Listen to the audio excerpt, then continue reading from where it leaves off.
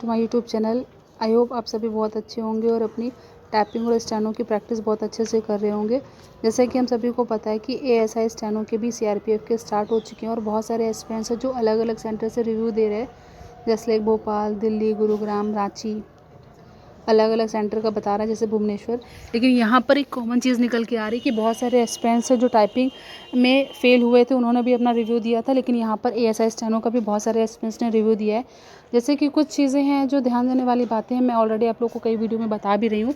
लेकिन यहाँ पर सबसे मेन जो आ रहा है कि स्टेनो में 60-60 का बैच बन रहा है, लेकिन फिर भी यहाँ पर बहुत बच्चे हैं जो टाइपिंग और डिक्टेशन में फ़ेल हो जा रहे हैं। उसका रीज़न यही है कि जो डिक्टेशन बोली जा रही है वो थोड़ा स्पीड में बोली जा रही है। आप लोग को एक एक वर्ड बहुत ध्यान से सुनना होगा।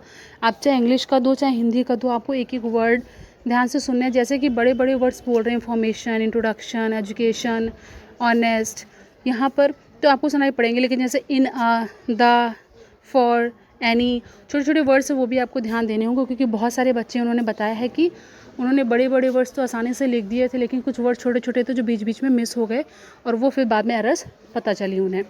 तो यहाँ पर आपको जब हिंदी या इंग्लिश में डिक्टेशन बोला जा रहा है तो हिंदी में भी ऐसे ही आपको में, है, समय पर, समय में, आना, कहा कि, इसका, जो भी बीच बीच में वर्ड आ रहे हैं सभ्यता के अनुसार, तो मतलब आप लोगों को छोटे छोटे वर्ड्स भी ध्यान देने होंगे, क्योंकि ये सारी गलतियां भी काउंट होंगी आपकी। तो डिक्टेशन में वहाँ पर अलग अलग सेंटर से बच्चों ने बताया कि आपको 5 मिनट वहाँ पर ट्रायल मिलेगा डिक्टेशन का, तो वो तो ईजी लगेगा। लेकिन फिर जो रियल डिक्टेशन आपको बोला जाएगा, जिसमें आपको 80 वर्ड पर मिनट लिखने होंगे, उसके हिसाब से वहाँ पर जो डिक्टेशन की स्पीड बोली जा रही है वो 90+ बोली जा रही है। ऐसे बच्चे बोल रहे हैं कि सर तो थोड़ा स्पीड से बोल रहे हैं। और सबसे ज़्यादा वहाँ पर आप लोगों को खुद से ध्यान देना होगा, कहाँ पर फुल स्टॉप, कहाँ पे कॉमा, सेमीकोलन, पूर्ण विराम, ये अल्प विराम, ये सारे जो चिन्ह होते हैं ये सारे आपको ध्यान देने होंगे कि कहाँ पर वो पॉज ले रहे हैं।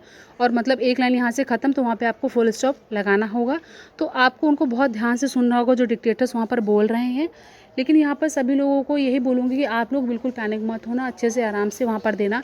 जैसे आपकी एंट्री होगी वहाँ बायोमेट्रिक होगा, लेकिन बहुत सारे एस्पिरेंट्स हैं जो इंग्लिश और हिंदी का देंगे, तो वहाँ पर आपको टाइपिंग का तो पर्याप्त समय मिलेगा, 60 मिनट्स इंग्लिश में और 65 हिंदी में। लेकिन आपको डिक्टेशन में बहुत ध्यान देना होगा। अगर डिक्टेशन वो बोलते जा रहे हैं सर जल्दी जल्दी, आपको कोई वर्ड आपने सुन लिया लेकिन अगर उसका स्टेनो लैंग्वेज नहीं समझ में आ रहा है कि अभी क्या लिखें, तो आप उस वर्ड को हिंदी या इंग्लिश में उस समय लिख लेना, और फिर जब बाद में याद आ जाए तो उसको इरेज करके आप जो स्टेनो का डिक्टेशन होता है वो आप वहाँ पर लिख देना। लेकिन उस समय उस वर्ड को मिस मत करना, क्योंकि वहाँ पर फिर वो एरर काउंट हो जाएगी। यहाँ पर भी आपको स्पीड के साथ साथ एक्यूरेसी पे फोकस करना होगा, चाहे सीआरपीएफ का एससीएम वाला टाइपिंग हो या फिर ये एएसआई स्टेनो को।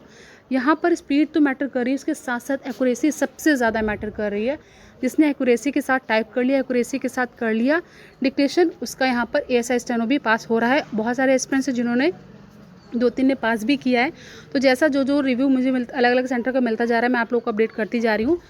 और कई सेंटर का मैंने आप लोगों को अपलोड कर दिया वीडियो, आप लोग वहाँ से देख सकते हैं।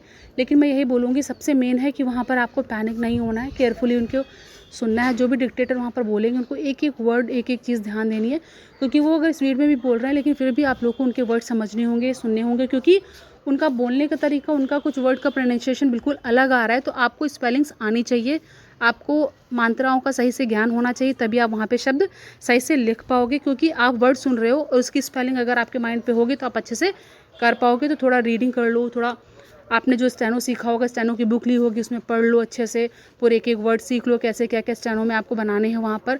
बाकी आप स्पेलिंग प्रोनाउंसिएशन पे थोड़ा ध्यान देना, आप लोग टाइपिंग भी कर ले जाओगे और डिक्टेशन भी अच्छे से कर ले जाओगे। All the best to those जिनका भी आगे एएसआई स्टेनो या एससीएम टाइपिंग है। बाकी जो भी अपडेट आती है मैं आप लोग को तुरंत प्रोवाइड करूँगी। हिंदी का मैंने 1-2 मटेरियल प्रोवाइड करने की कोशिश करी, आप लोग टेलीग्राम चैनल से देख सकते हैं, या फिर मैं उसको कम्युनिटी में अपलोड कर दूँगी, तो आप लोग देख लीजिएगा। लेकिन यहाँ पर इंग्लिश वालों की भी मैं बोलूँगी, यहाँ पे सिंबल्स बहुत ज़्यादा यूज़ नहीं हो रहे। फुल स्टॉप, कॉमा, सेमीकोलन, @ जैसे छोटे छोटे जो सिंबल्स होते हैं, बस यही आपको ध्यान देने। बाकी मेनली जो आ रहा है वो फुल स्टॉप, कॉमा ही सबसे ज़्यादा पूछा जा रहा है। एससीएम में भी यही था कि फुल स्टॉप, कॉमा ही सबसे ज़्यादा पंक्चुएशन मार्क्स आ रहे थे। लेकिन यहाँ पर आप चाहे हिंदी का दो चाहे इंग्लिश का दो, पंक्चुएशन, विराम चिन्ह, अल्प विराम, जो भी चिन्ह होते हैं हिंदी में भी और इंग्लिश में जो भी पंक्चुएशन मार्क्स होते हैं वो भी वहाँ पर आपको लगाने होंगे। एंड आई विश आप सभी बहुत अच्छे से करोगे। वहाँ पर जब आपकी एंट्री होगी तो आपका बायोमेट्रिक होगा, 60-60 के बैचेस बनेंगे, फिर डिक्टेशन वहाँ पर टाइपिंग टेक प्लेस करेगा। तो जब आप एएसआई के लिए भी टाइप करना स्टार्ट करना तो बहुत अच्छे से करना, जो टाइम वहाँ पर SCM में मिल रहा था वो 10 मिनट्स मिल रहा था टाइपिंग के, लेकिन यहाँ पर इंग्लिश और हिंदी में स्टेनो में टाइपिंग के लिए बहुत अच्छा समय मिल रहा है। तो आप लोगों को यहाँ पर डिक्टेशन और ट्रांसक्रिप्शन बहुत अच्छे से करना होगा। एंड आई होप आप सभी जब अपना देकर रहोगे तो और कमेंट में करोगे कि मैं पास हो गया, पास हो गई। तो all the best to all and everyone. अपना अच्छे से करिए, तैयारी करिए, हो जाएगा, डरने की कोई बात नहीं। बस वहाँ पे पैनिक मत होना, केयरफुली हर चीज़ करना, अच्छे से हो जाएगा। Please like, share and subscribe my channel for further updates. Thank you for watching.